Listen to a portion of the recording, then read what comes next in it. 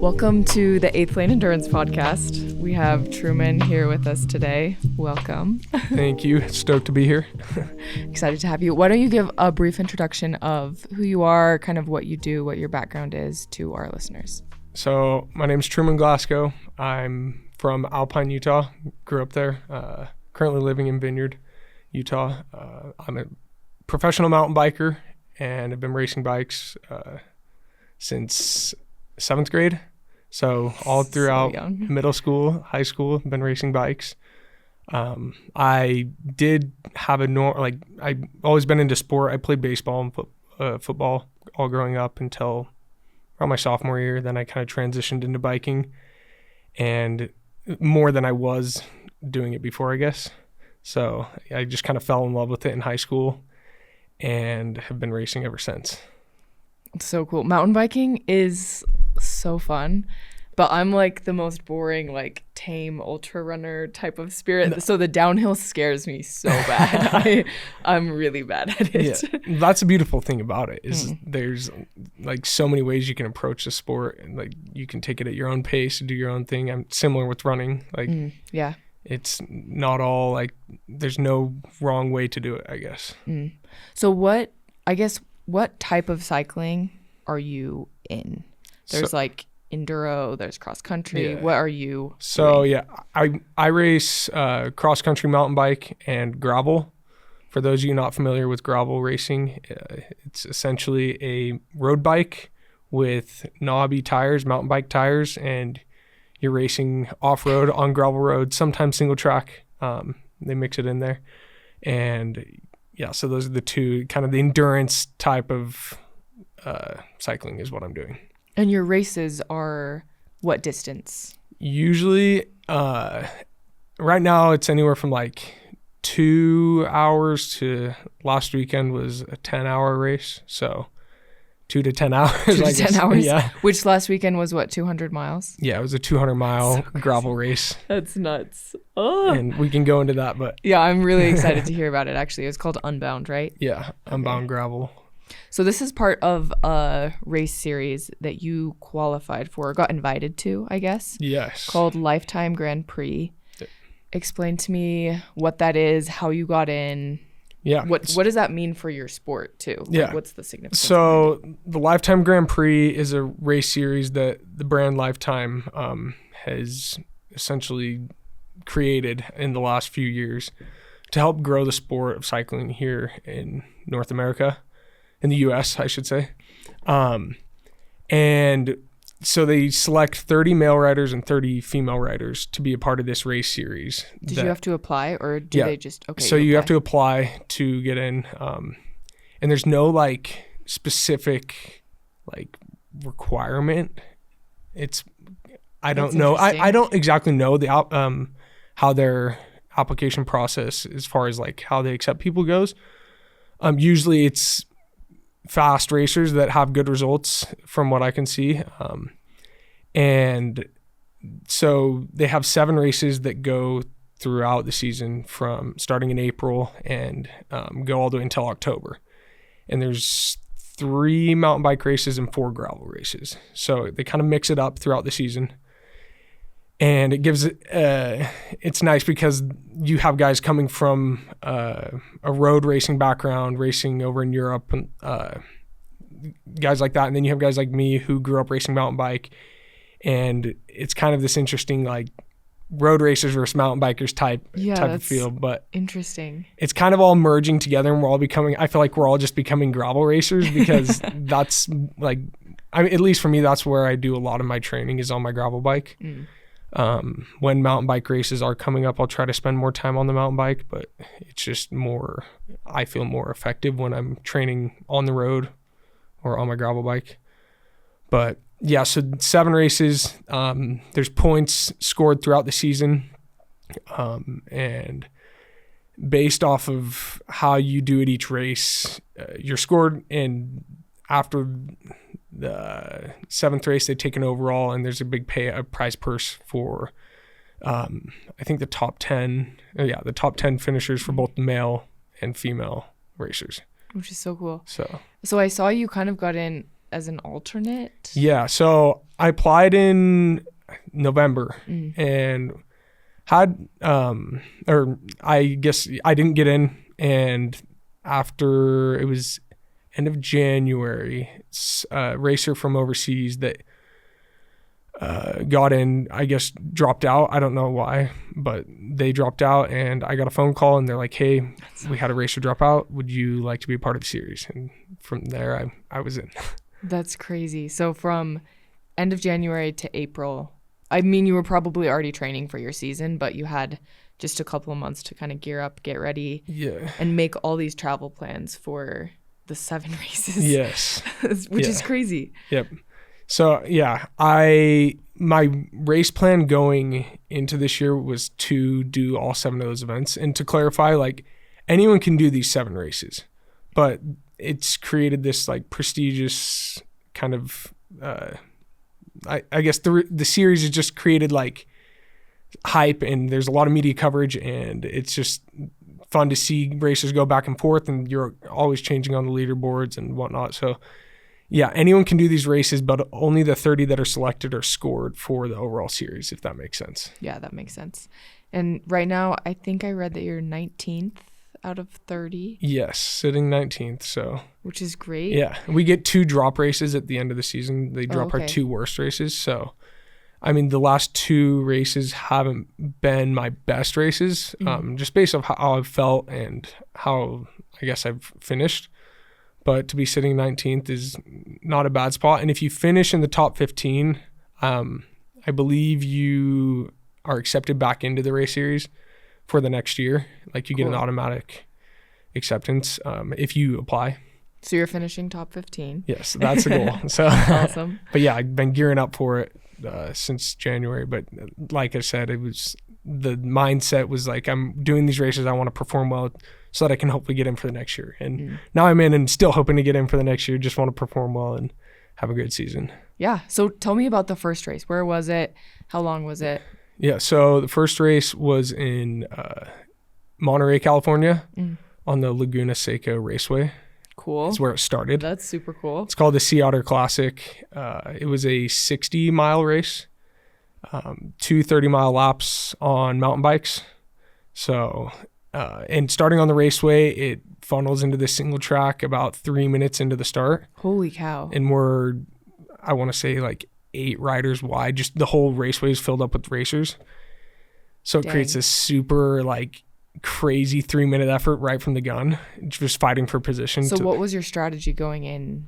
Did you want to be as high position as you could, or were you like kind of strategically placing yourself? No, I went into it with the mindset of I wanted to be as far up as possible because a lot of separation happens because it goes straight into a single track downhill. Oh, wow. And that creates even more like separation between groups. And if you're not there, then you're doing more work trying to close gaps. And oh, that would suck to get behind like a slow downhill racing. It happens. So it was a really hard effort from the gun. I managed to go into the single track. I want to say it was 9th place, which was far up, and I was happy with that. But then, of course, some separation still happened because it's that downhill, and then there's a long single track climb up to this dirt road that is like a downhill kind of false flat dirt road. It's downhill and then falls flat for a little bit, going into another single track. So you're still just fighting. There's so like everyone's still close together. Obviously, there was separation between the lead group and then I was in this chase group, we closed the gap down to that lead group going into the next single track, but it had to put in a big effort to close that gap down. And yeah, my day was just spent like we caught the lead group and then separation happened again on that next single track section. And then it was like me and 3 other riders that eventually closed the gap back down to the lead group, which had about, I want to say like 8 or so riders. Okay. And so we closed the gap back down again, but doing that, you're just like exhausting yourself. using a lot more energy, as we say in the sport, burning matches. And in my unnecessary matches. And by the time I'd gotten to that lead group, we hit another single track section, and it has this accordion effect where, like, if you have 10 racers going into a single track section, like the guys at the front are just going to carry momentum, but then you hit like, eventually just like, it's like traffic, driving on the road, like everyone stops and then kind of goes again. And it's just like that accordion effect. And being on the back of it, you get this whiplash of like, you're slamming on your brakes and then you're all out to get back on the wheel in front of you. So I had a rough race there, just with how I raced with poor tactics. So you just raced a little bit too. I raced aggressively. Yeah. I wanted to do well, and I didn't want to go like I was racing to be up there and hopefully be towards the pointy end of the race, at least for the first lap. And by the time that I got caught by a chase group after I fell off that lead group, and was there with that group for a little while, and then just kind of like bounced back and forth between positioning until the finish of that race. So looking back on the Otter Classic, what are you gonna change? Are you incorporating anything new into your training, or is it mostly just race strategy that you're like, okay, I need to fix that? A lot of it is race strategy. Like, I am still learning how to race at this level, I feel like, where a lot of these guys have been doing it for several years. Whether it's on the road, I feel like road racing, you learn a lot of race tactics and how to make guys do the work up front. The drafting is huge in cycling. So not taking on wind and being able to recover and sit in is huge. And so I'm learning those things. And then like whether it's worth it to close the gap to a group in front of me or sit in and wait for the group behind me, like I'm just learning these things every race, it feels like. And I take something new away from every race I do, which has been good. But yeah, just trying to race a smarter race and not like blow up in the first first hour or so, I guess. It's so hard though with these long races because like you're so excited to just like I know I can be there. Like I've been at the front of these races before, and I don't mean that in a cocky or arrogant way, but like I'm confident in myself, and it's just a matter of having like a good day and just feeling good physically, like the mindset's there, everything's just ready to go, and then riding a smooth race. So I try to put myself in position to like be there, because if I'm just going into these races of like, oh, I'm gonna go and like sit in the second group and just hopefully I'll feel good and I can drop those guys towards the end of the race. That's a way to race it, and it could benefit me. It could have benefited me at the Otter Classic, but at the same time, I'm like, well, maybe I have a good day and I finish inside the top 10. Like, you don't know until you know, right? Yeah. Yeah, race strategy seems so difficult. What do you tend to lean toward in race strategy? It sounds like you took the Otter Classic pretty aggressively. Is that pretty standard for you to be more of an aggressive racer? Yeah. I mean, in this field of racers, it's hard to it's hard to have that mindset, because I can go into certain races and be like, okay, like there's a handful of guys that I know I can hopefully beat if I have a good day. Like, and there's a lot of sizing up, I feel like, which I hate to say that, but like, it's just a human thing, at least for me. Like, totally. I think I can beat that person, or like I've gone back and forth with him. Like, it's going to be a hard race, but like I'm going to put myself in position to be there. But with the race series, like it's so deep. It's such a deep field. And then there's racers that aren't even in the series that are coming from overseas just to do just that race, or that are finishing in the top 10 of these races. So it creates a whole lot of just a hard, I don't know. It's hard to like have a perfect plan, because so much can happen, if that makes sense. A lot of like mind games. Yeah. And it's hard to like go into these races and being like, okay, I want to win this race, when it's like, that's not a realistic goal. And if you go into it thinking I'm going to win this race, and then you're sitting in 25th place, like for me at least, it's a mental battle. Totally. Of like, well, I was hoping to win this race and I'm doing terrible. So like, what am I doing? But to have those goals of like, okay, winning the race would be awesome, but realistically, like finishing in the top 10 would be a killer result for me. And so having that just like balance of a realistic goal, I guess, is something I try to try to do. It's also like, I want to win these races and I want to be there no matter the race, whether it's in the race series or not. Like, I am a competitor at the end of the day, and I like to win. But I also love riding and racing my bike. So yeah, it's a unique like balance. We're excited to announce our first podcast sponsor, Creatures of Habit. They have a great overnight oat product called Meal One. There's a ton of different flavors, and each flavor has just about 30 grams of plant-based protein. You put it in the fridge the night before, take it out the morning of, and you have a nice balanced breakfast to fuel you for your workout. If you use our code STORER at creaturesofhabit.com, you get 10% off. And we'd also like to thank our sponsor, Coach Soak. Coach Soak is a brand that focuses on athletes' recovery. Their products have magnesium flakes, mineral-rich sea salts, and essential oils in them that will help aid you in their recovery. These products come in lotions, sprays, and bath salts. If you use code STORER at checkout, that will get you 10% off. Yeah, I think that's what probably is part of what makes you good. But we had a guest a couple of weeks ago, Ben Light, who said that we're like kind of the master of our own disappointment, because like we're not going to be disappointed if we like hit the goal that we like choose for ourselves. So like, especially in races and these endurance races that are like up to 10 hours long, like so many things can go wrong. Not like something's gonna go wrong. So to like be able to set your expectations in a way that like, okay, I want to perform well, I want to compete, but also like I need to keep a positive mindset. Like that's just it's a weird balance. It's hard to find that balance, but I like that. It's so true. yeah, he's super smart. So that race was at the beginning of April in Monterey. So the weather was towards end of April. End of April. Okay. Yeah.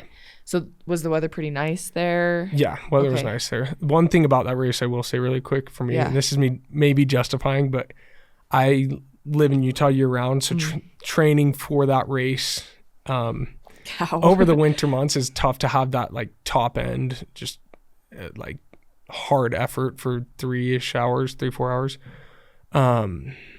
But yeah, going into it, it's always hard. Like there's guys that are living in Arizona or California that are just primed for that race. I like to say I tend to peak towards the end of the season, and that's how it's gone for me the last few years. Is I have my best results in the later months of the year. So hoping that continues. Which can play to your advantage too, probably, right? Because some people will burn out. You can't peak for April through October. Yeah. So. And that's what's so unique about the race series is it's like you're trying to peak the whole season, which is very difficult to do. Yeah. And it just leaves you like wanting to do well at every race, but on paper it's hard to do. Totally. So how do you, I see on your Instagram you do a lot of skiing. Is that like cross training for the winter for you? Yeah. Are you doing miles on the trainer? Yeah, so I do a mix of both. I like balancing it out with skiing, like backcountry skiing, and I do get to the resort here and there. But backcountry skiing is just a way of like kind of resetting in a sense for the season coming. Like racing from April until October is a long season, and it's not like I start training in April. Like I took a break after my last race in October of last year. I took a 4-week break, I think, and then it was back to training again. So you're back on the bike halfway through November, and just trying to train through that and then be ready for these races it's a long. It's so hard. Yeah, I get burnt out of running. Like I definitely have to purposefully take months out of the year where it's like, okay, this is cross training month. This is strength month. And that's what's nice about skiing is like, so I will start biking in November, but it'll be a lot of like just base miles, chill, zone 2 riding. And then I get on the skis and backcountry skiing a good amount just to, 1, get the cross training in, and then 2, I really enjoy it. And it's just something that like, I feel like leaves me, I guess hungry in a sense to go get back on the bike. Like there's days where I'll go do a 6-hour backcountry ski and then I'm on the trainer at home for an hour just spinning the legs out. Like maybe a like, little oh, too. I miss my bike. Yeah. So it almost is too, in a sense, like, oh, I got to check that box. Like just the like sanity side of, or I just staying sane, I guess. And no, it's also balance though. Like I said, just, I don't want to overdo it. And some days it's just riding the bike is a way of recovery for me after doing a long ski day. So it's, yeah, having the skiing is nice. Yeah, it sounds really nice. I'm also awful at skiing, but it looks beautiful when I see like Instagram stuff. So Sea Otter Classic to Unbound, like what were the differences? I mean, Unbound's way longer. Yeah. Was the vert the same? Temperature? How did all of that go? Yeah. So training for Sea Otter was a lot more high intensity, spent on the mountain bike, trying to get ready for that race. Because you knew there would be those bursts of like, oh, I gotta get to that single track. Yep. And I don't know off the top of my head the elevation, or don't remember it. I think it was around 9,000 feet of climbing in For 60 miles. Okay. And there's not a lot of like big peaks like there are here in Utah. It was just a lot of like more rolling hills. So you're climbing, it feels like a lot more because it's like a 5-minute uphill and then like a 1 minute downhill and then another 10, like just up and down. So you climb a lot in that race, but yeah, very different race going from that to Unbound, where Unbound is a 200-mile gravel race in Kansas, and it's rolling hills for those 200 miles. You climb about a little over 10,000 feet over the course of 200 miles. So, and with it being rolling hills is kind of crazy because no climb is longer than like 3 minutes, I would say. So it's just like a lot of and when you get to the top, there's no recovery. Like you're pedaling down all the descents just to like keep the momentum going. And so it's a 10-hour push. Yeah, it is what it feels like. Yeah. So yeah, I went into that race just spending a lot more time on the bike, trying to get in a few 7-8 hour days. I got sick 2-3 weeks before, the stomach bug, and that kind of set me back with my block of training that I was going to do, because I had to take the whole week or I took a few days off and then the rest of the week like easy, just so that I let the body recover, because you can really put yourself into a hole trying to train, as you know, while being sick. So yeah, that kind of set me up weird, but I was able to get healthy, get back on the bike, and had a few solid training rides that I got in training for that.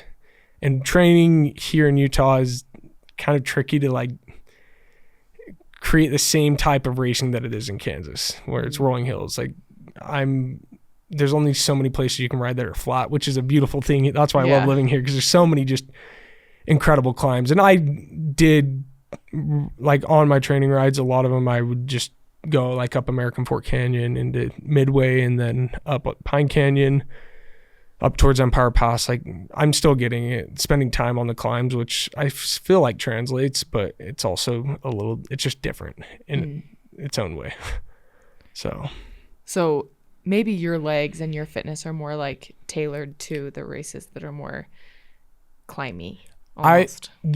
I would say so. Like. Okay. I feel like I have a climber's body in a sense, is what they say. I enjoy the longer climbs, and I got to bite my tongue saying that, because Crusher is the next race. We can go into that, but it's in Beaver, Utah, and like the first 30 miles it's a 68 or 69 mile race, and it's like climb, descent, climb, and the climbs. It's in the Tushers, right? Yeah. Yep. Yeah. So long climbs. You finish at the top of the ski resort, and I think you end the day with 10,000+ feet of climbing. Oh dang! Yeah. In that 69 miles. So. But also, I feel like personally, 10,000 feet of climbing with the up down is mentally way more difficult than like up. Long recovery on the descent. Yeah. Totally. There's a benefit to having the harder climbs that are longer, because you get that recovery on those descents. But yeah, it's unique in its own way. So I think for Unbound though, you had said on your Instagram that you started off maybe with some stomach issues. Which fueling for these races is like very important. Yes. Really important. Yeah. Yeah. And I try to, I try to fuel when I train, fuel like I'm racing. What do you use? I am a bit all over the place. I use gels like SIS gels, Scratch for my drink mix. And then for the longer races, like you got to get in solid food eventually. I actually didn't for that race for certain reasons, but yeah, I started the race just with a bit of, I think it was a mix of nerves and was it hot? It got hot, yeah. I feel like that messes up my stomach. Like it kills my digestion. Yeah, it was, and the race start was at 5:50 a.m. So that meant for me, I got up at like 3:50, which was cutting it close to the race start. I would change that for next year, get up earlier. I didn't go to bed as early as I would have liked to, just trying to get ready, like filling bottles, getting everything prepped. And so like lack of sleep going into it maybe, which they say the night before sleep doesn't matter. Mentally though, it's but, I not the best sleep. And then I just got to the race start and the stomach didn't hurt, but I just right as the race started, about 5 minutes in, like breakfast was not sitting right. And so it was a long day of just like trying to keep stuff down and get fuel in and continue forward. But yeah, I mean, that totally sucks because when I race just to race. Like I'm not really racing to podium. Yeah. And when my stomach hurts the entire race day for like 12 hours, it just sucks. Yeah. So having to try to race while your stomach is hurting. And and that was the weird thing is my stomach like wasn't necessarily hurting. It was just like it wasn't keeping anything down. Okay. That was hard. And I knew like if stuff's coming back up, then I'm losing the fueling that I'm taking in. And that had me nervous. The race stayed together for 4 hours for me, at least. I was there. I was with the peloton, the league group, or there were guys off the front of, I guess, the peloton, that a breakaway as they call it in cycling. But I was in the peloton until about mile 90. And just the pace was too much for me to maintain with no fuel. Yeah, and I was fueling, but it just was like I said, just hard to keep down. And so I fell off the back of that group, and then from there, we're just kind of like, let's get this race done. Just hopefully I'll come back around. There's still 5 hours of racing or 6 hours of racing left. So yeah, it was a long, hard, hot day, but. Yeah. Also, like, so I loved it. Weirdly enough, looking back on it, like it's so weird. It's like you ask me at the end of the race, like, "Oh, what race are you doing next?" I'd be like, I don't want to talk about it. But like now looking back, I'm like, man, like, why am I craving it? Like, I want to, yeah. And I spent the last 2 hours solo. Oh wow. Which was unfortunate, and a lot of guys will race with headphones, which is my first year doing this race, so I didn't catch that memo. Yeah. And it was a lonely like 2 hours of just like head down, kind of in my own thoughts, which is also like, it's rare you find, at least for me, it's rare I find myself in that like place. I don't want to say dark place because it wasn't necessarily a dark place, but it was like I'm battling, I'm out there fighting and trying to get this race done with. But like looking back on it, it's a feeling you can't just go out and create on an hour bike ride. Like you got to be 8+ hours into and alone. Yeah, and alone just to feel it, I guess. And I think we're spoiled here in Utah too with like our scenery. Yeah. Like never can you be bored on a ride or a run here, but in Kansas, it's a lot of green. I mean, this time of year, surprisingly, it's really beautiful. Like green, lush, green rolling hills. But like I said, it all looks the same. Yeah. At a certain point, you're just like, have I done this climb? Like I feel like I'm going in circles. That's nuts. But it sounds like for the rest of the races this year, you have some races with a lot of vert, so that you can kind of do some climbs that like play to your advantages. Yeah. Racing at elevation too, I think helps living in Utah. There's guys that live in California or Arizona. I mean, just lower elevation. So racing at elevation, I think, plays to my advantage and helps with just when we're in these racing in the high mountains, I guess. So Tusher's, what's that one called? Crusher. Okay, Crusher. Yeah. That's Crusher one you're excited for. Yeah. What else? What other races are like So super verdy? After that is the Leadville 100. I'm sure you're cool. familiar with that, with the running race they do there as well. I don't know how you guys run so insane. that race, because doing it on a bike is hard enough. It's insane. Sometimes though, biking uphill, like I run Corner Canyon a lot, and like I'm passing bikers on the uphill because I feel like it's like way harder to bike uphill on a mountain bike than run. I don't know. Yeah. I don't know. No, I get what you're saying, but that race starts at 10,100 feet above sea level, 150 feet above sea level. And you've done that one before, right? Yeah, this will be my 4th year doing it. Ooh. So excited for that one. That's the race that I grew up watching, I guess, because my dad this will be his 20th year. Jeez, doing it, so and he'll cool. get the big 20-year belt buckle, which Goals. is like massive. That's so cool. So I grew up around that race, and it's super cool to have it as part of the race series that I'm in. So yeah, that's a race I really always I've always looked forward to. Like second week of August, it's always marked on my calendar. Like can't have anything else around that. So looking forward to that one. And that's 104 mile. Those 4 miles matter. Yes, they actually do. And I think 11 or 12,000 feet of elevation gain in that race. And that one's unique, like interesting, because it's a very high paced mountain bike race. Like it's almost on the verge of being able to do it on a gravel bike. And I wouldn't be surprised if I see a few people this year with the drop bars, the road bar looking bikes with maybe some suspension on it, just because you can get in more of like an aerodynamic position. Yeah. Will you race on a gravel? No. Okay. I think the mountain bike is the right tool for that race. There's just people that try to be different, be unique. But I think in the end, the fastest time has been done on a mountain bike, and the only person that I think would beat that time, I don't know if he'd go faster on a gravel bike.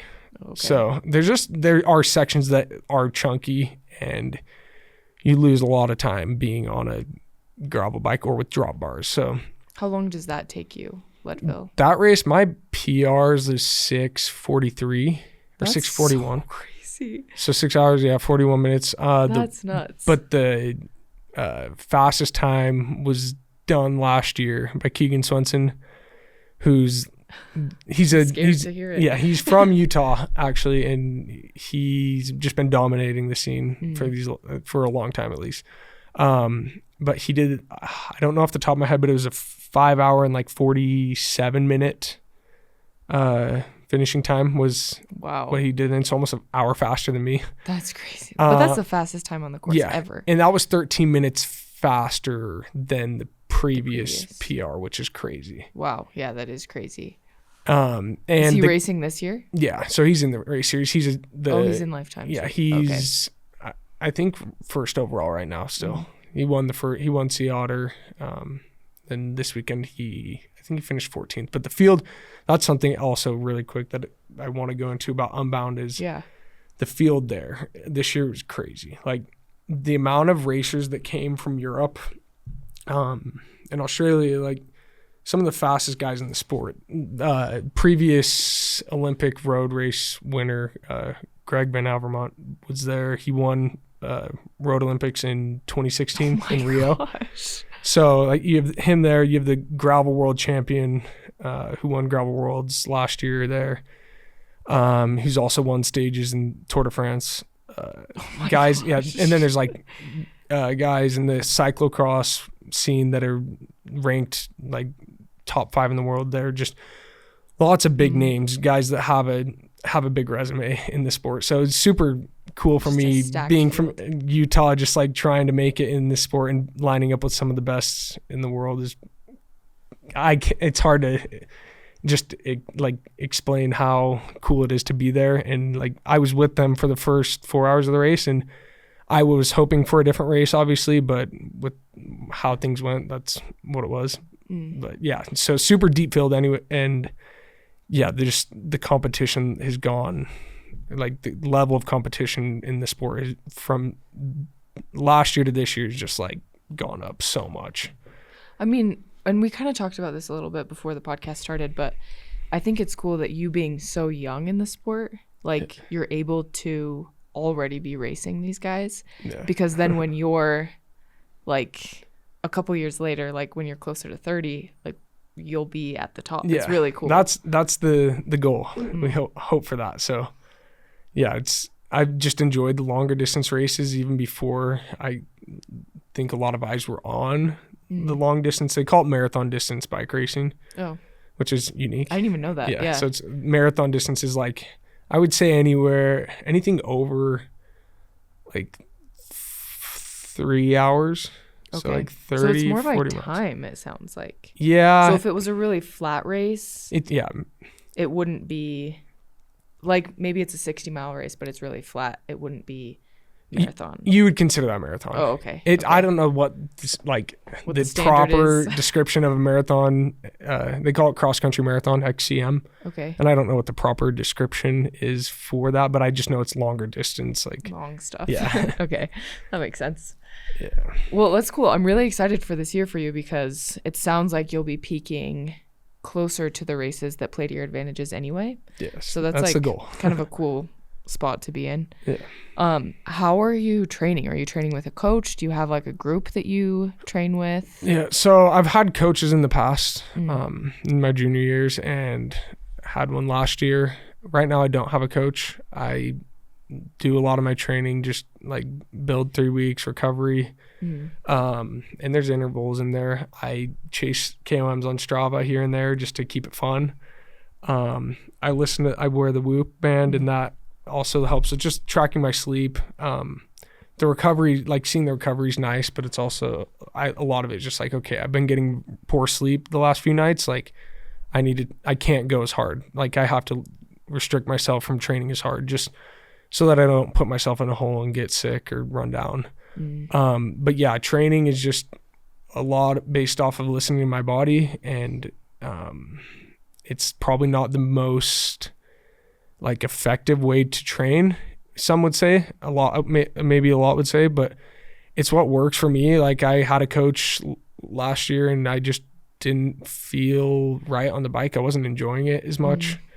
It felt more like a job that I had to go and get done, whether I felt good or not.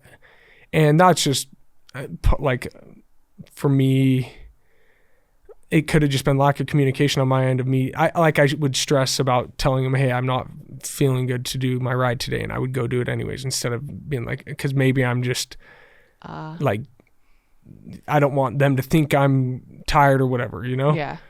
And I just wasn't racing well. So from my eyes, I felt like I was capable of more. And so I went away from the coach and started just racing or training how I used to train the years prior. And from there, I just started enjoying the training rides. Like it was just long days on the bike, and I kind of just fell in love with it all over again. Which is like a huge part of it. I think everyone that I've talked to who's like top of their field loves what they do, loves how they do it. So like when you try to take the passion out of it, then it's just like sucks your motivation really quickly too. And that's what's like, this sport's so unique. And like I said in the beginning, like there's no right or wrong way to go about it as far as riding your bike. Now, what I'm doing, maybe some would say that's not the right way. Like you should have a coach. You should be doing this, this, and this. And I understand that. Like there's going to be people saying that. I feel like I've learned a lot from having coaches and how to go about my training. That doesn't mean down the road I won't ever have a coach again. I may get one halfway through the season, which might not be ideal, but I'm just throwing that out there. But with how the sport is too beautiful to create burnout and stop enjoying it and make it feel like a chore in my eyes. And so one way that I've found to just really enjoy it is doing it based off of on my own terms, I guess. So. And your favorite part sounds like it's just those long rides. Yeah. Long rides, chasing KOMs, like pushing myself. I love the KOM chasing on Strava. Like it keeps it fun, going back and forth with people. It also just, I feel like, pushes you to another level that you didn't know you're capable of.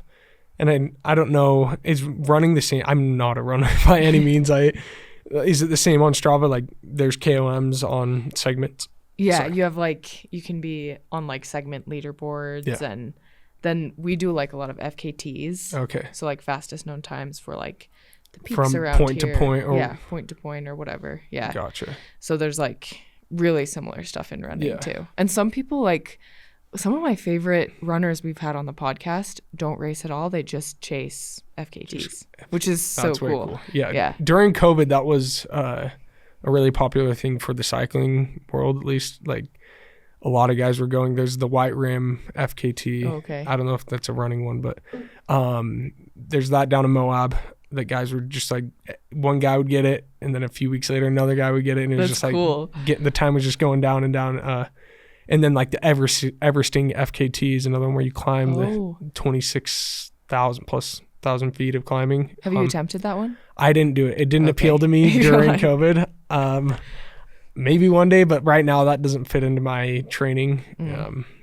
Yeah, that wouldn't really make sense while you're like trying to compete in races to like blow up your legs. Yeah, it's climbing that much in one day is crazy. Yeah, nuts. We had a crit cyclist on who, one of the most interesting things about crit that he was talking about was like the culture behind it. Like even down to like when the cyclists train on Strava, they're like looking at each other's Strava and like almost shit talking a little bit. It's like, is that the same with like your cycling? Yeah, there's a lot of comparison. Okay. In like a fun way or like this is actually not super healthy way? I think there's a mix. Okay. People are always watching like, oh, what's he doing? What is his heart rate? What's his power? Now, what are his power numbers? Like kind of just observing. And I try to not get too caught up in it. It's really easy to see, oh, like this guy's doing this much training. This guy's doing this much. But I think the most important thing is to do what works for you. Like you got to listen to your body. Everyone's different. Like everyone's at a different point in their career. If you're watching everything that they're doing, like you're just going to, I don't know. I try to not look into it too much. Like, and there is the like ghost riding or not posting on Strava or whatever. And it happens to me. Like my rides automatically upload private and then I make them public. Is ghost riding like looked down on? I don't, this might be a touchy subject. I try to post every ride. Okay. Sometimes I won't post like my recovery rides because it's just like a 20-mile like chill hour ride. But no, I try to keep everything up. And ghost riding, like if guys are doing that, like whatever. The guys at the top of the sport post most of their rides, and it's like if you want to go and replicate exactly what that guy's doing. For example, like Keegan Swenson, the guy who's dominating the sport. If you want to go and replicate exactly what he's doing on his bike, like you couldn't do it. Like I couldn't do it. Yeah. Like he's been at it for a lot longer. He's able to have those, that he's able to put that many hours. Like he's done like 40 hour weeks, which is just absurd. Insane. Like my brain can't even. Yeah. I can't even, like that's crazy. So it's interesting to like, it's just a weird subject to begin with of like, some people might do it and I just have tried to just do my own thing, stay in my own lane and Yeah, that aspect of the culture is like pretty fascinating to me because there are things about cycling when compared to like ultra running that at least seem from the outside to be like almost, I don't even know how to explain it. Not like too good for me, but also too good for me, if that makes sense. Yeah. No, another thing too that just came to mind is like, I think it's fun. There's a lot of trolling that goes on in our like, I guess sport. Okay. From my eyes, at least, it's like it's a healthy amount trolling of like before race. Like people will post on social media like their bike and what they're running for that race. Of like I'm gonna run, like they'll do a bike check and this is what I'm running for the race, just to get in people's heads. And I think it's more like funny in a sense of like someone will post they're gonna run slick like 32 millimeter tires, which is like a very narrow tire for the race tomorrow. And they show up on a 45C, like wider tire, just to like get in people's heads. Because everyone's too obsessed with what the other person's doing. That actually which is funny. That's so funny. For me, like sometimes I'll turn my power data off or my heart rate data on my Strava. Just to, if there are people out there that are looking at it, I just like to turn it off just to bug them.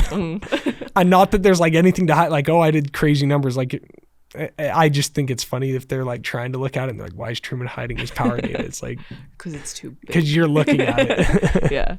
That's so crazy. So within the community though, like when you're racing, are you guys chatting? Is it like, do you feel like you're friends or do you feel like you're competitors? It's a good balance of both. Okay. Depending on who you're racing with. I've always been someone that's more on the friendly side. I try to be while racing. A little more soft-spoken. I'm not out there like I don't have much of a temper, I guess, when I'm racing, where some guys do. Like elbowing and stuff? Just like these long distance races, I can't imagine. Just if you do something wrong, like being like, for example, in that race on Saturday, Unbound on Saturday, like we're in a group of 50 plus riders for the first 4 hours. Like there was no separation and you're on a road 8 guys wide, like on with rocks and gravel. Yeah. It's chaos for 4 hours. Normally in most of the races there's separation and it chills out a little bit, but it was just like guys are crashing left and right because they're hitting rocks and ruts. It's like road racing, but on a much more extreme level of like just the chaos that goes on, I think. Okay. But I've tried to just always have more of a chilled mindset. Like if guys are getting mad at me or whatever, like I'm just like, okay, what, like, sorry. I won't even say sorry, but like I'll just be like, oh yeah, whatever. Doesn't phase you. I try to not let it phase me.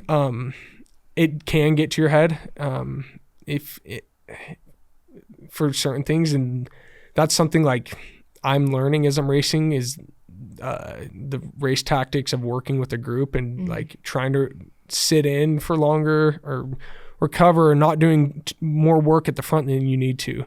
And that's where guys will get pretty mad, is if you're just like dead weight to the group, depending on how big a group of racers is. But like what, or I guess what I'm saying is like you have a group of 12 racers and say there's 3 guys off the front.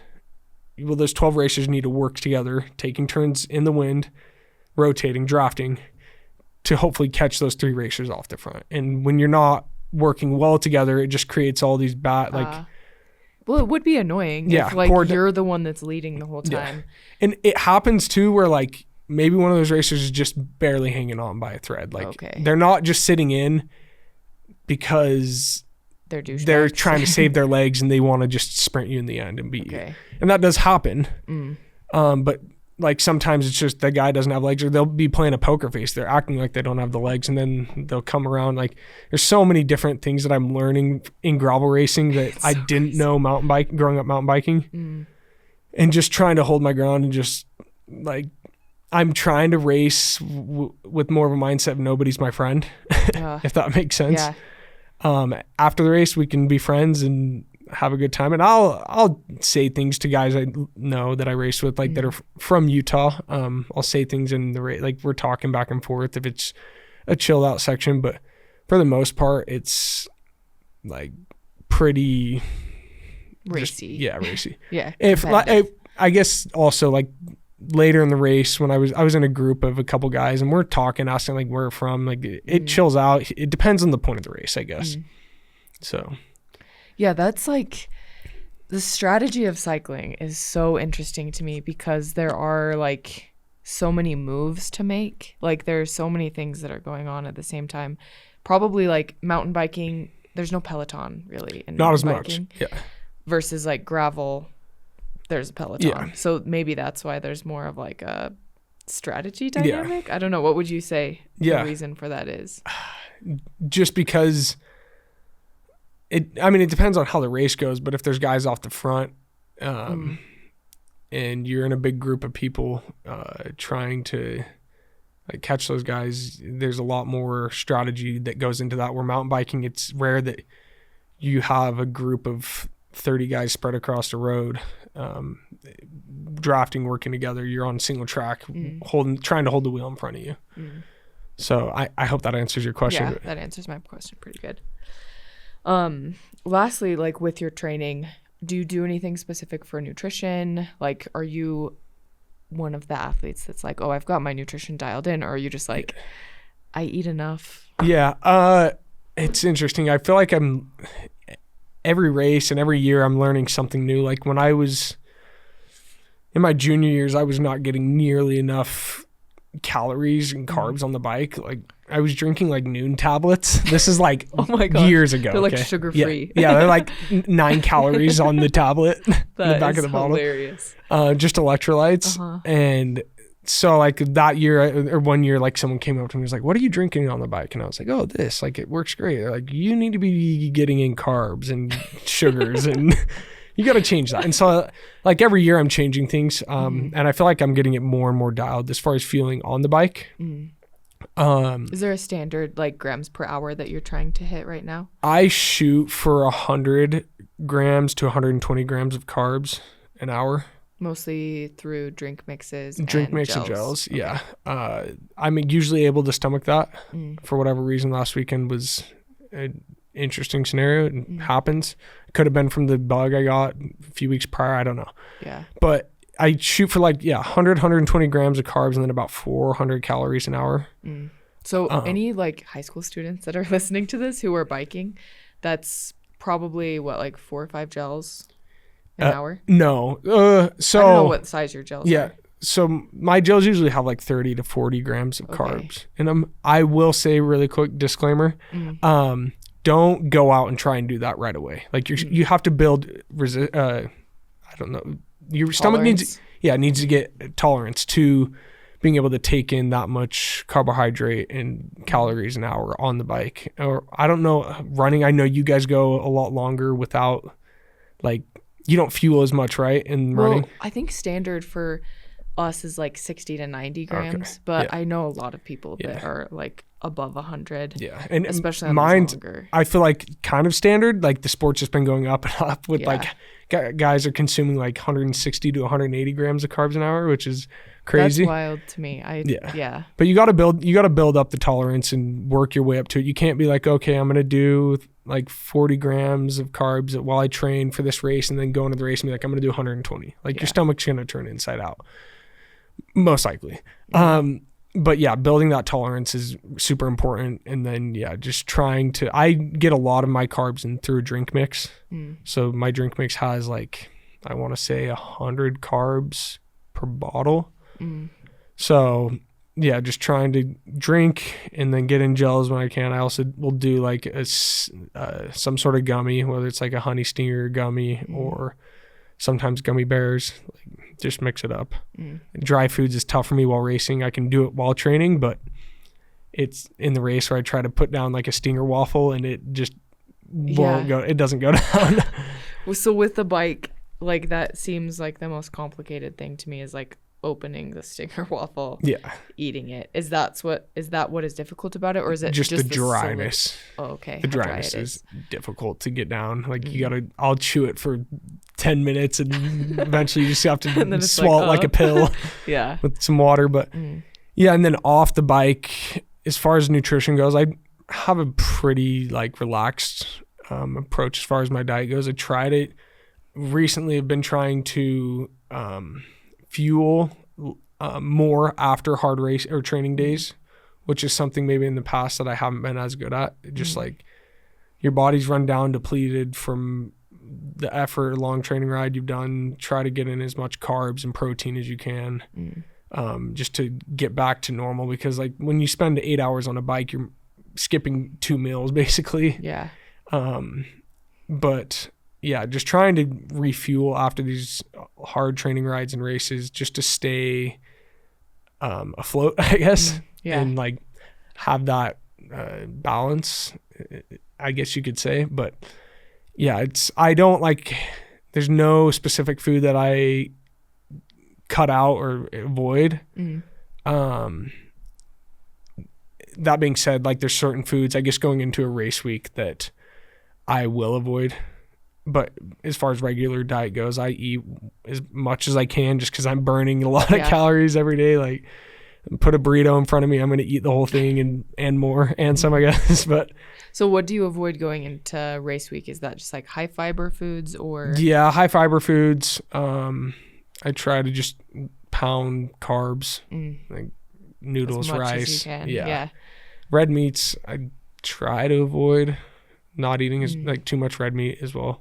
Fish, like there's so I feel like you just gotta avoid it all. You almost have to go vegan. Yeah.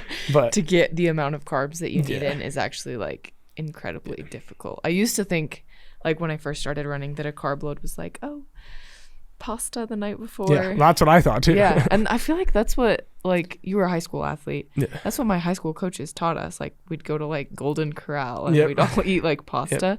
But I feel like now that there's like so much more data on nutrition and like what you need as an athlete, like high school students should start now so that they can like kind of prime themselves for totally.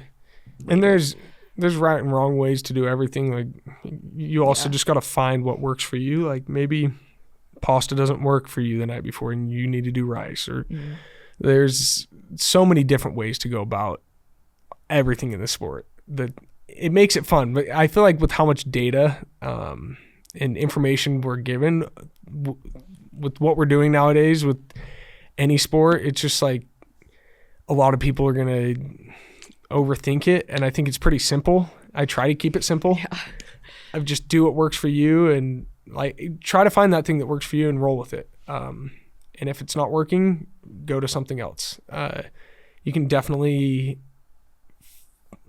like find, I guess,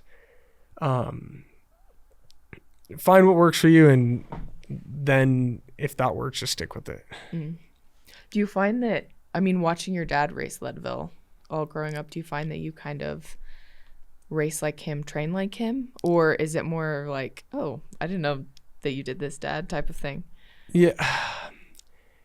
Definitely growing up, I followed in his footsteps doing what he would do, training wise, racing wise. Like I would ride with him a lot. When I was younger, and it kind of just like I picked up on things that he did that I liked, and then there's things that maybe he did that didn't work for me, and I found something else that worked for me. Okay. So yeah, it's just a matter of finding what works for you and sticking to it. A lot of experimentation and stuff. Cool. So I saw that you saw that you rode a couple of other races besides the Lifetime ones. Yeah. Do you have more planned for this year, and what is the strategy behind that? Yes. So I will do a handful of races outside of the race series, just sprinkled in between each race. You podiumed at, what, two of the ones you raced this year? I podiumed at, the Cactus Cup. Yeah. Which is a 3-day stage race. It was a short track, so it's like a 20-minute race. And then the cross country, or XCM, cross country marathon, that was 40 miles. And then an enduro race, which is downhill, like timed segments. And so I podiumed in the overall of that. And then 2 or 3 weekends ago, I raced the Grand Junction Rides and Vibes race in Grand Junction. It's a 44-mile off-road mountain bike race, and it's like proper mountain biking, super technical, chunky, rocky, single track for 44 miles. And I finished third there. Cool. Solid race. Congrats. And there's a nice payout, which is always fun to do those races that have a good payout. So made some money there. And then I plan to race point to point. That's a big one. You won that last year, right? Won that one last year, so go and defend the title, hopefully. Yeah. Very competitive field in that race.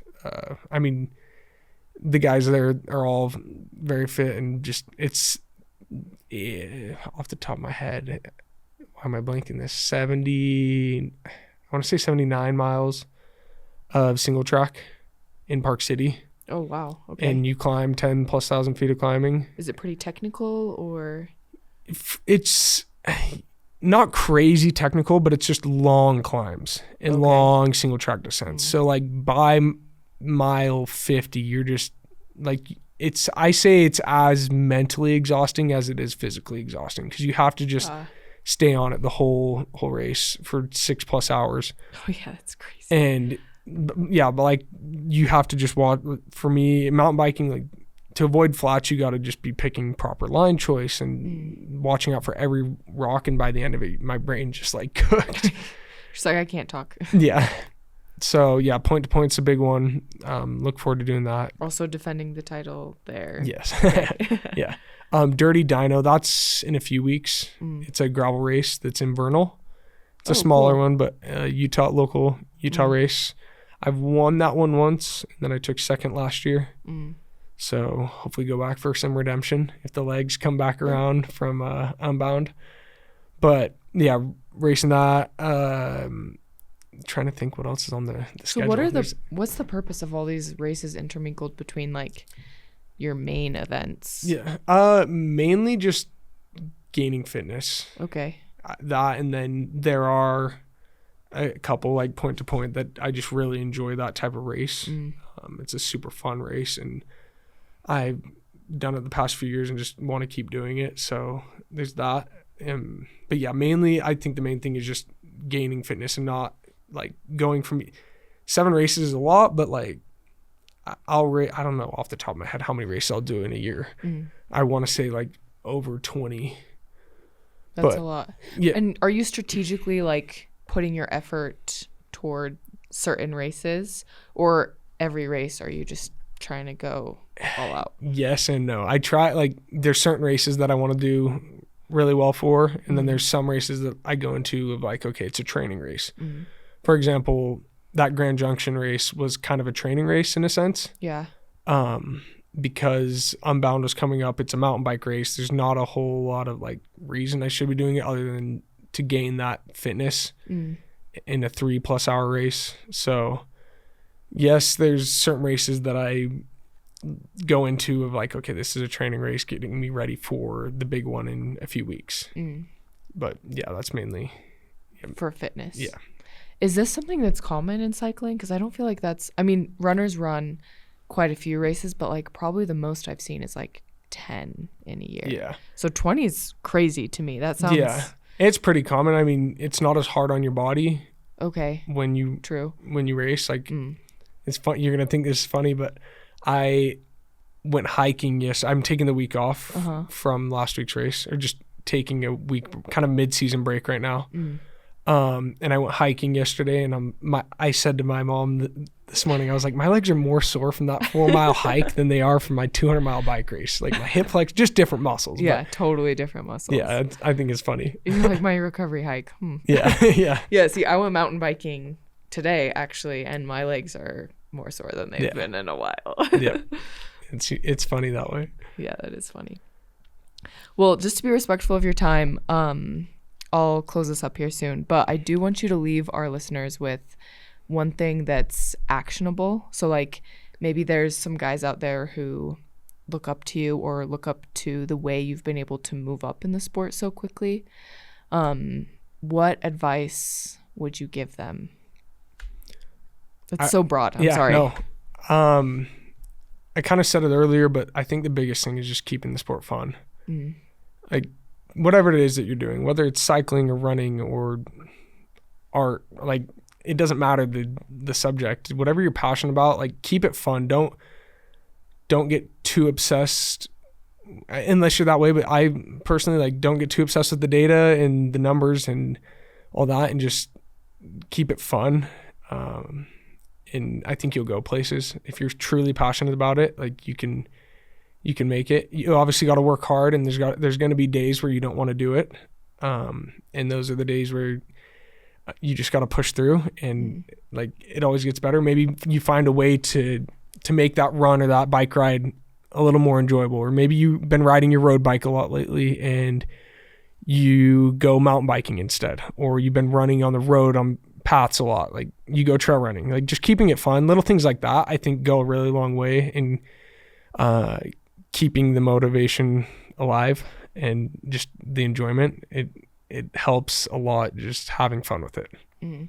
So what are your go-to like fun rides or whatever? Definitely on the mountain bike.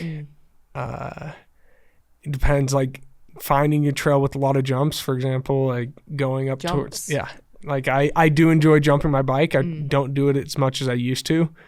But finding a trail like up on Suncrest, there's Levitate and Vertigo, those two downhills that are pretty fun. Just enjoying the downhill for me, that's keeping it fun. Or chasing KOMs, that's another thing. It's like, all right, I have this task today. I'm going to go and I'm going to try and beat this KOM or this PR. It doesn't have to be, like, it could be a PR or whatever.